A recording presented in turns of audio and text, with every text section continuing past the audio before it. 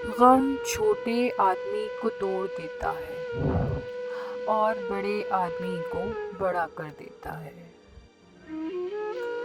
جس جگہ سلطان اپنا خیمہ لگاتا ہے وہاں کوئی شور و غل نہیں ہوتا، اسی طرح جس دل میں اللہ تعالیٰ آ جاتا ہے وہاں غیر اللہ کا نام و نشان بھی نہیں رہتا۔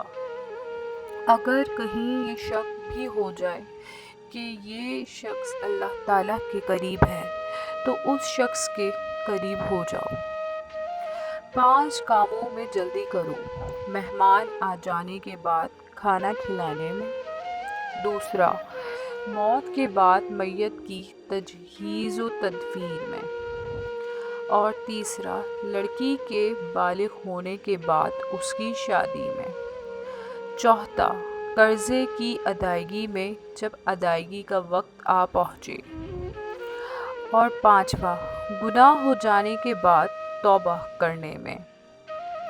توبہ کا خیال خوش قسمتی ہے، کیونکہ جو گناہ کو گناہ نہ سمجھے وہ بد قسمت ہے۔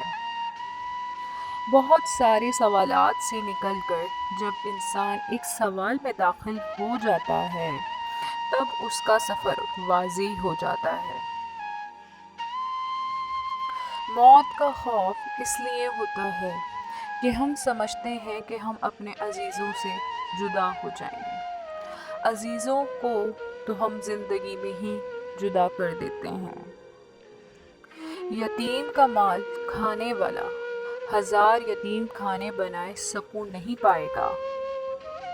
دعا یہ کرو کہ اے اللہ تعالیٰ، جو کچھ تو نے دینا ہے بغیر مانگے دے دے، اور جو کچھ تو نے نہیں دینا وہ مانگنے کی توفیق ہی نہ دے۔